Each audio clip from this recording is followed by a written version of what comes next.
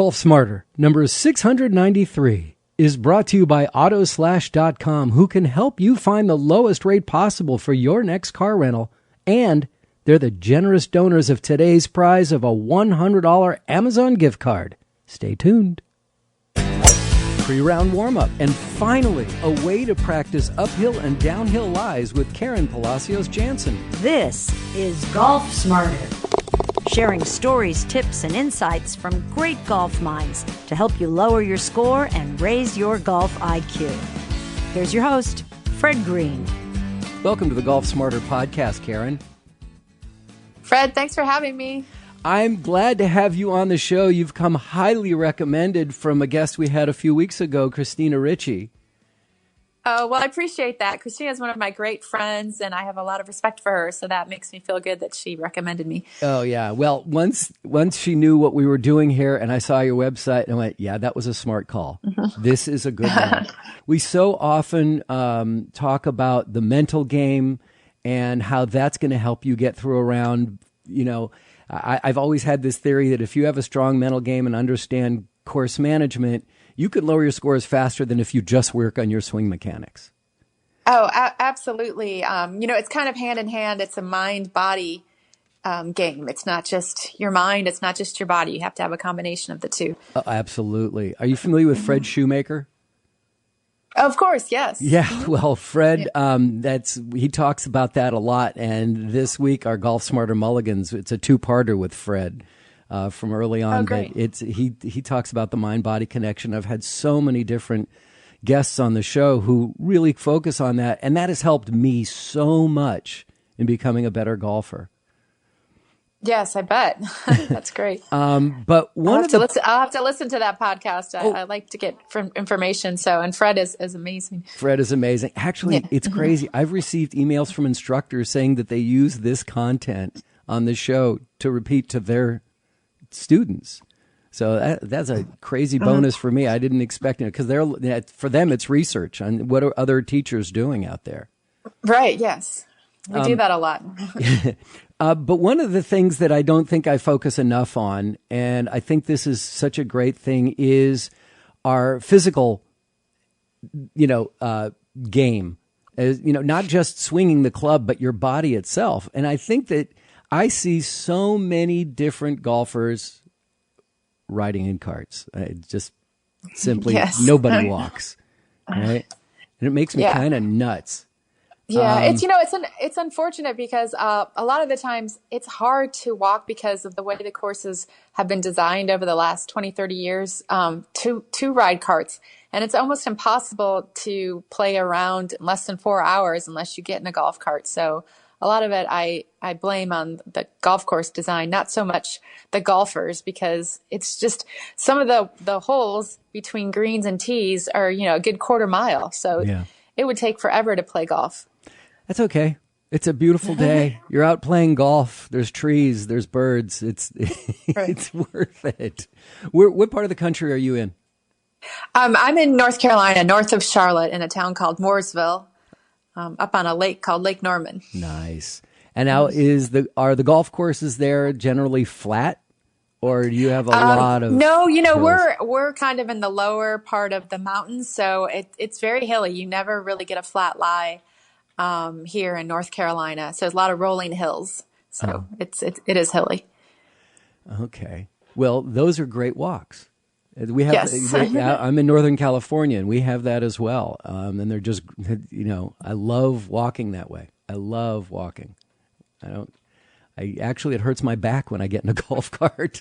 So I don't want to do that. I read somewhere, and it's not necessarily golf, but I just read somewhere that you should be out in nature every day, like walk on an uneven surface.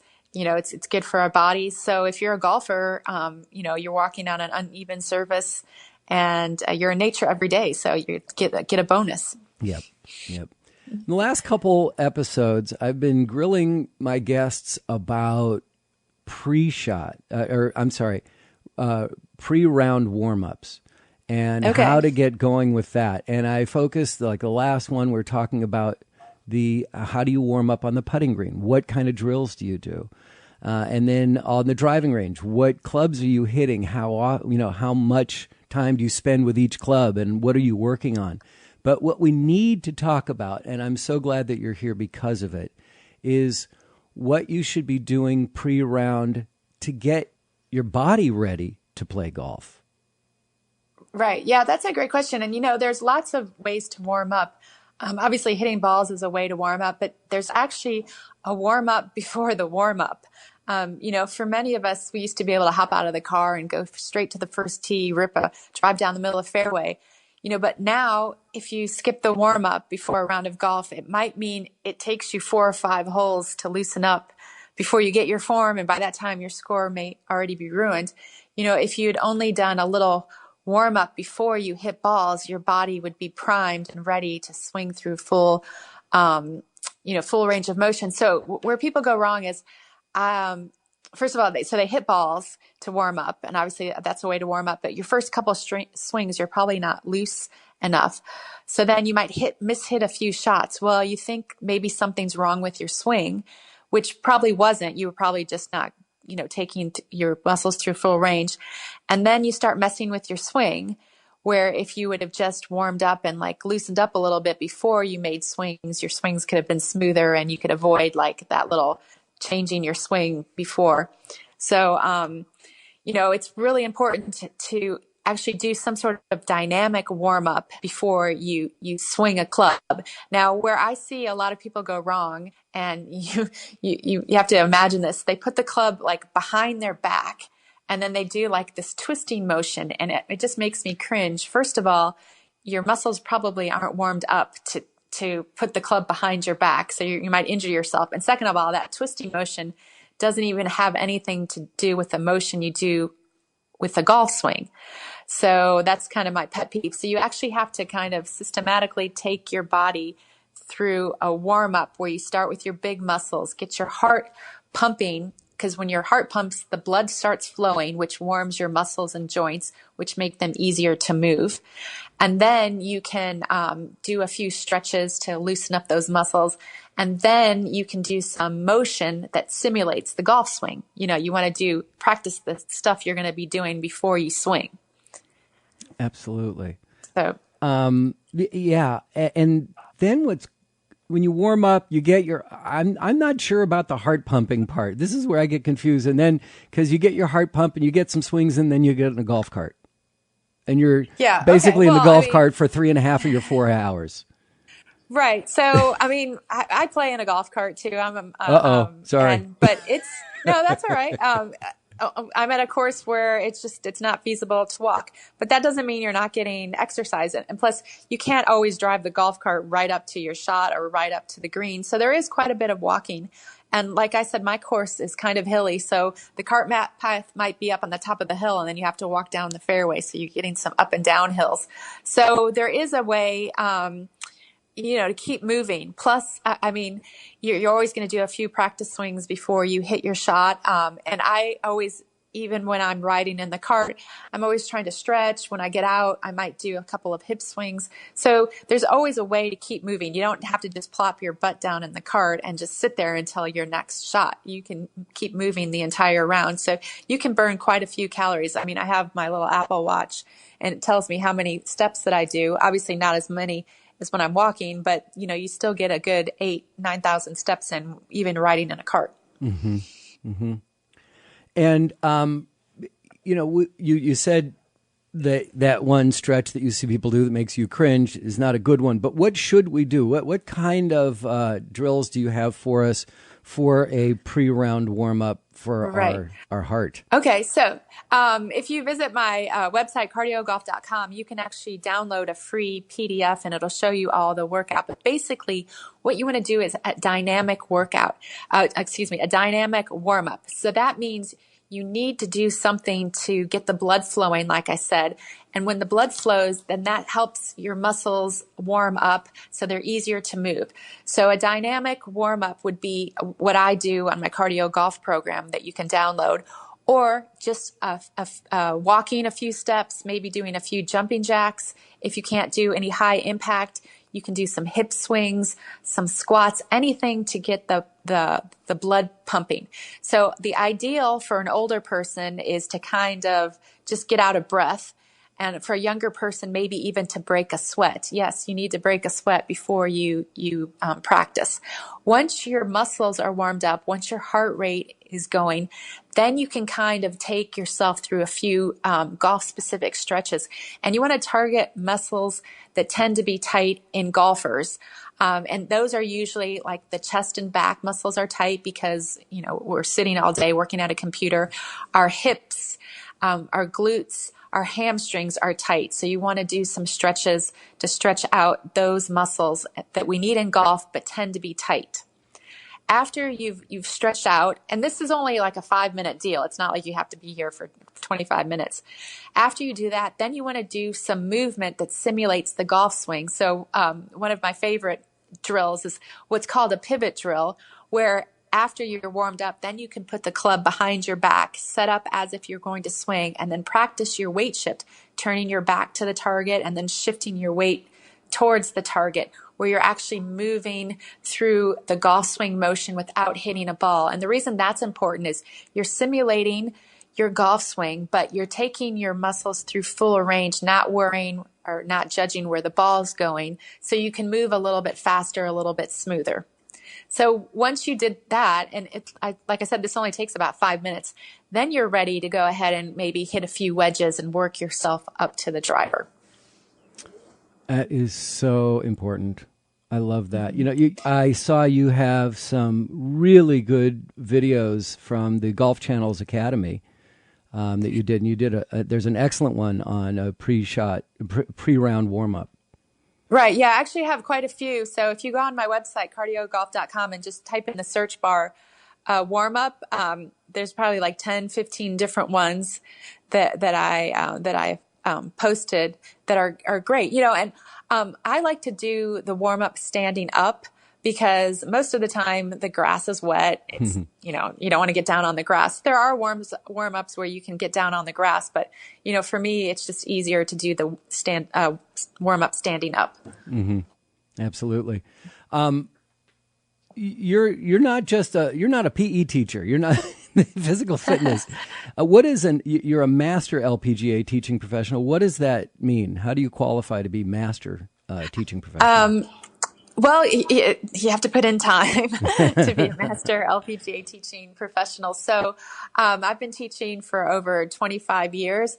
And so you have to have enough CUs in order to qualify. And then once you qualify, because of how many CUs you have for how much time you've put in, then you actually have to write a thesis and then present it. You have to go through a project. So for my master's thesis, I actually wrote a program called Teaching Her, where I distinguished how to teach women differently from men. I put a program together, and we actually put it in a package, and we trained quite a few teaching professionals that may not know the difference, so you don't just box up a lesson and teach the same lesson to a woman as a man, because obviously we have different, physiology and different differences in the body, and they need to be addressed. So that was my master's thesis. Okay, well, Teaching Her is going to have to be a whole different episode, because I think that's fascinating that there is a difference between teaching men and women, because absolutely. Not everybody understands that. Right. Yeah. And also, I grew up taking lessons, from men. So it's not a bash against men. It's just a way to recognize that obviously, we're a little bit different. We're not going to have that same kind of strength that a guy is going to have. So you have to kind of approach the lesson a little bit differently. And even, emotionally and psychologically, we're different. I mean, that's just the way it is. It's not anything bad, or it's just different. And I really do want to do a second episode on this, because why? What do you mean? Why? Yes. Go ahead. I'm sorry. Yeah, no, that's absolutely. I'd love to do that. Great. And congratulations. Because of this work, you've been named by Golf Digest 2 years in a row, 2017, 2018, as one of the 50 best golf fitness professionals in the country, or maybe even in the world. That's and amazing. I'm really proud about that. Sure. I'm only one of there might be 3 or 4 women on there, but I'm the only LPGA teaching professional. I'm actually the only golf fitness professional and LPGA teaching professional. So that, Wow. that makes me feel good. Yeah, and it should. And it should. And we feel good for you. And while we're feeling good, we're going to take a short time out. We'll be back. Okay, great. We'll be back right after this. This episode of Golf Smarter is supported by Autoslash.com, the free online rental booking hack that tracks your upcoming reservations, then finds the lowest rate possible for your next car rental. So my wife and I are going to Boston in a couple of weeks, and she's really excited to visit her family. Please don't tell her this, but I'm excited because I get to use Autoslash again to book a car. So I went online. I found the right size car for us at the best price that I thought I could find, secured it, reserved it, didn't pay for it, just reserved it. Then I went to Autoslash.com to let them know what I've reserved. And because I've used them before, there was no need for me to enter all my data again, including my various membership IDs. Autoslash calls that information their secret sauce. I'm not sure why. So when I had that conversation with CEO Jonathan Weinberg of Autoslash, he explained to me what they mean by and why secret sauce is so important to getting you the best rate. The secret sauce, as it is to apply coupons and discount codes to get your rate down. There are so many coupons and discount codes out there. If you're a Costco member, there are Costco discount codes. There's coupons, for example, for like a free day on a weekend rental, a free day on a weekly rental, $30 off if the base price is over $180. There are similar coupons and discount codes for AAA, AARP, USAA. If you're a member of the United Airlines Frequent Flyer program, if you're a member of Marriott Rewards program. So pretty much any possible group or affiliation that you have probably has some sort of discount code associated with it. The ones that typically perform best are typically AAA and Costco, we find, but there are many others that work in different situations. The average user saves 30% off any other booking site, and they are completely free. And by the way, no less than an hour after entering my info at Autoslash.com, my rate went from $652 for the week down to $484. I love this site. And we're not leaving for weeks, so I may get more, and I'm looking forward to it. That's becoming a sport. Check them out today and save on your next car rental. That's Autoslash.com, AUTOSLASH, Autoslash.com. It's interesting. You talk about there's rarely an even lie. That you're on a hilly course. I live in hilly areas, and it's so fascinating to me that we have these shots. Oh, the ball was below my feet and it went to the right. Oh, the ball was above my feet right. And it went to the left. And it's like I just don't get a chance, or I had to squat down a little more because the ball was so low or deep in wherever it was. That we don't get to practice that kind of shot on a driving range. Are there ways to practice uneven lies? Yes. Well, thank you for asking, Fred. Yes, absolutely. I know driving ranges are beautiful. They have like completely flat lies. Yeah. Partly because that's just the way, the places are designed. Maybe someday someone will design a course that has different lies, uphill, downhill. But right now there's really not anywhere to practice. I developed a golf fitness program, and my golf fitness program is called CardioGolf. Which is your website as well, right? CardioGolf.com. Yeah. It's a way to practice your swing and get exercises at the same time. So I'll just give you a little history of how I developed the slope. So you can kind of imagine Zumba meets golf. We do like a group fitness class where I take you through a battery of exercises. We do a pre-round warm-up routine, like the one I talked about before. Then we do a little series of golf-specific exercises. And, every class varies. We might work on upper body. We might work on core strength. We might work on endurance, on strength. And then I finish the class with swing drills. So what I use is a short little practice club. And when I first started my classes quite a few years ago, I would just use a regular fitness step, like the old-fashioned Reebok steps or whatever. And they were flat, and it worked out fine. I would have people put their one foot up higher and their other foot lower to kind of simulate an uphill and downhill lie. And I would talk about how to angle your shoulders towards the slope, how to angle your shoulders away from the slope, how to reach down for a ball below your feet, and how to, swing around yourself for a ball that's above your feet. And then when I started to actually promote my program, I developed this what I now call the slope, and I made the step a little bit of an arc. So it's sloped like a fairway, so it's rounded. So it acts as a regular fitness step where you can do regular traditional step-up aerobics, lunges. You can simulate those uphill, downhill, side hill lies. And also, it's very similar to the surface that you would be walking on a fairway. Like I said, you never have a flat lie when you're hitting, let alone when you're walking. So by practicing stepping on a little bit of an angled curve, it acts as some instability. So it actually makes your core work harder to get a better workout than as if you were just on a flat lie. So I have a slope, and I have the little short practice club I call the Shortee, where we do a battery of exercises to help you with all those different kinds of lies, to help you improve your swing, increase your club head speed. I want to talk more about the slope, but I got to get to the Shortee. It fascinates me. It's not a kids club, though. No, it has the feel of a real, it has a real club head, and the shaft feels real. So it has a weight of a regular club. It just does short. have the weight of a regular club. Oh, okay. It's short for a couple of reasons. First of all, I do the class indoors in a group fitness setting. So actually, through the years, I've even made the club even shorter because I don't want people to accidentally whack each other while we're swinging in a group setting. It's short. It's short so that you can swing inside without hitting the ceilings or the walls. You can't always get to the golf course. And, it's important to kind of make swings every day. So this way you can practice indoors. And I can tell you the story of how I came up with the short club. The club head, and this is really important, club head is closer to your hands. It's halfway.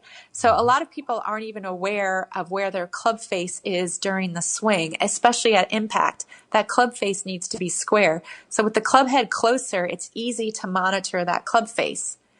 Also, since you're not hitting balls with the Shortee club, obviously, there's no judgment of where the ball is going. So you can actually work on those swing drills or the positions that your pro wants you to work on without getting frustrated. And the club has a feel of a real club, but it is a little bit lighter, not a lot lighter, but a little bit lighter helps you swing a little bit faster to increase your club head speed. So that's the reason the club is short. I think it's such a great idea. Going back to the Fred Shoemaker episode, he talks about awareness. And he even asks me at one point, do I know which way the club is facing, the club head is facing, or where the toe is pointing in the back of my swing? And I'm like, exactly. I have no idea. Right, exactly. And a lot of people how can you improve anything if you really don't know what the club is doing? So he talks about awareness. And when I saw this club, it was like, ding, ding, ding. It was like the perfect thing. And the idea that it's short, that you can just kind of see out of the corner of your eye where it is and with your hands makes a huge difference. Absolutely. It's so simple. So Ben Hogan once said that the best golf psychologist in the world is a square club face. So if your club face is square at impact, you're probably going to hit a good shot. If your club face is not square at impact, then you have to wish that you're going to hit a good shot each time because you're just going to flip it. So club face is so important. And you're not trying to hit anything with this. You just want to. No, it's just practice swings. More of awareness in your arms. Yeah. Yeah. I mean, just the rehearsal is so important. A lot of sports actually don't always go out and just play the sport to practice. Like some golfers think, I need to be hitting balls, I need to be practicing. Well, if think about it, like race car drivers, they probably spend more time on a simulator than they do actually in a race, right? Football players do drills. So you don't always just need to be hitting balls to make an improvement. In fact, I think it's better, especially if you're working on some sort of swing change, to rehearse your swing correctly, because when you're trying to hit a ball, your body tends to take over to do anything possible to make contact. So you might think you're making the swing change, but you're actually just repeating the same old motion over and over. But if you're doing it slow, in a slow motion manner, and then as you get more feeling, then you pick it up, and then that's going to translate to when you go hit a ball. Mm-hmm. Mm-hmm. And now, when you talk about race car drivers and simulators, we're not advocating that people should be playing video games of golf to improve their swing. I don't think that's going to help. If you're using the short practice club, maybe. Yeah, but I mean, but like playing like Tiger Woods golf or something, like, just a video game. That's not. Well, like I said, if you're actually hitting a ball, you might not be making the swing change. That's true. So that's true. Right. Mm-hmm. Okay, now the Shortee is awesome, and you have that available at your CardioGolf.com. Now let's talk more about the slope and things that you can do with it, how you use it, and how you use it in conjunction with the Shortee club. Yes. So like I said, I designed it more for golfers to have that little curved surface so that you can practice those uphill and downhill lies, but it's a regular fitness step. So, it's going to help you with your endurance, with your strength, with your flexibility, with your balance and stability. And stability is talked a lot about in golf. And that's probably one of the most important things to develop. And stability is basically your ability to hold your position and balance. And a lot of people don't really practice that. And they want to go right to power. They want to start lifting weights or swinging the club faster. Well, if you don't have that balance, you're not going to be able to swing faster because you're going to lose your balance. So stability is probably the base of what you need to get in order to improve your golf swing. So the slope is going to help you with your stability. Like I said, it has a curved surface. So when you place your foot on it, your foot is not completely flat. So your ankle needs to kind of stabilize, and it makes your core work harder to get that stability. And so you're practicing balance, you're getting stronger in your core.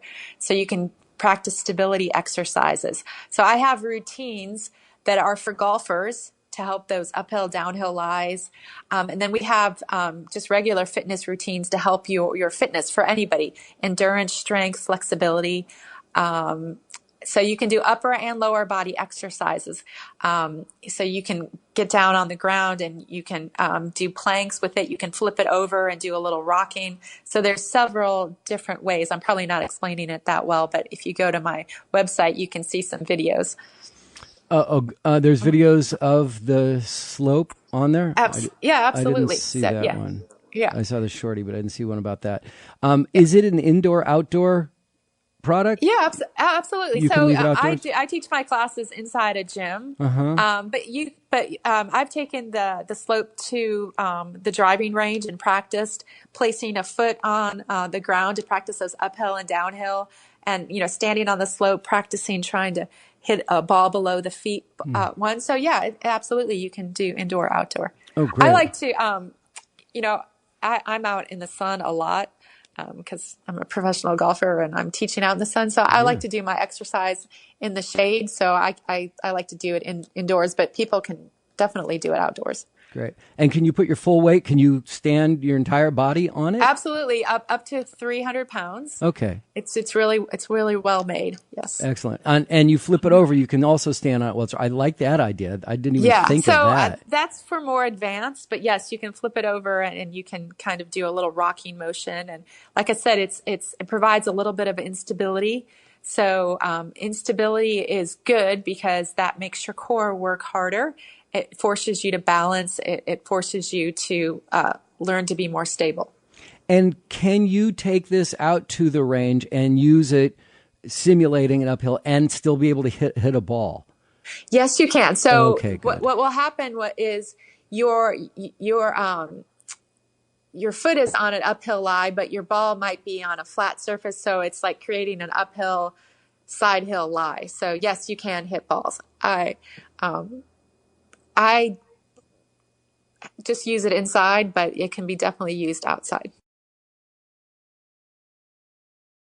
Okay, so the only place that the Slope and the Shortee Club are available is at CardioGolf.com, correct? Yeah, correct. CardioGolf.com. So, and for the Slope, it's for left and right-handed golfers. Okay. The Shortee Club is available in left and right-handed golfers. And also, we have a Junior Shortee Club. So the Junior Shortee Club, the grip is a little bit smaller and the club is a little bit lighter. But it's the same length? It's a hair shorter. Okay. Yes, it's designed for a junior golfer. Junior golfers have smaller hands. Yeah. So that's important. And so how it's much? A little bit lighter. How much does the Shortee cost? The Shortee Club is $39.95, and it comes with a series of videos. So I'll show you how to use the club. We go through all the swing fundamentals, the grip, the setup, and then I take you through various swing drills so that you can do at home. And there's a couple of different packages.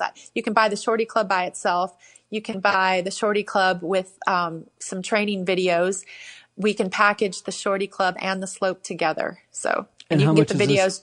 How much does the Slope cost on its own? Oh, it's $139, and it comes with a not just golf training videos, but you get a bonus of HIIT workouts. HIIT is called high intensity interval training, and we actually have Olympic speed skater Dan Jansen taking people through various HIIT workouts to work on speed, strength, endurance, stability, and balance. So it's not just for golfers. It's for anybody that wants to get a good workout. Awesome. Oh, that's great. Okay. Mm-hmm. Very cool. Yeah. And so think about it. I mean, $139, you'll spend that in one round of golf. Unfortunately, yes.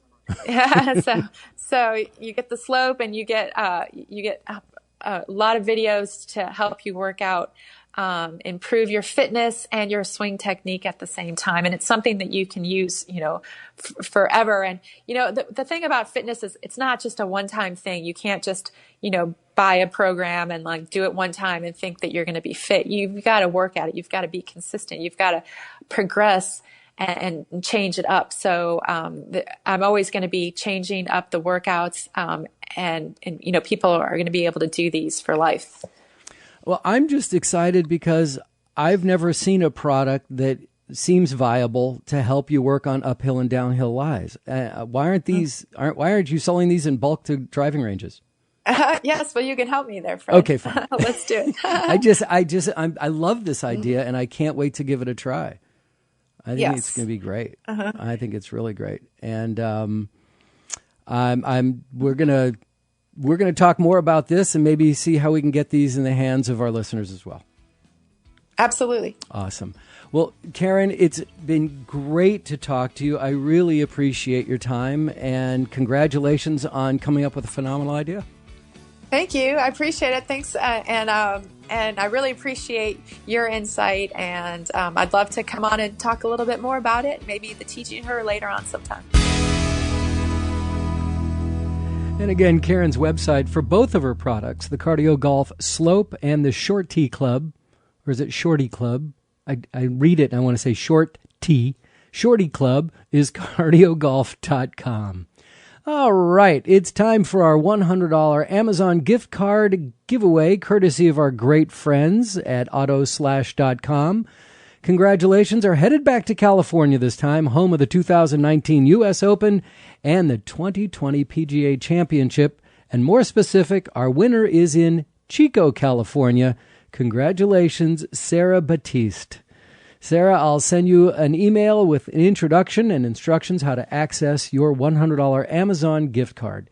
Now, our next giveaway is going to be in 3 episodes so that you have plenty of time to register. And just a reminder, if you've registered in the past for one of our random drawings, you need to register again since these entries do not roll over.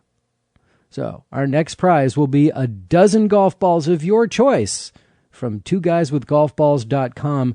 Deadline for entry for everyone is midnight Pacific time, 3 a.m. Eastern, Sunday, June 30, 2019.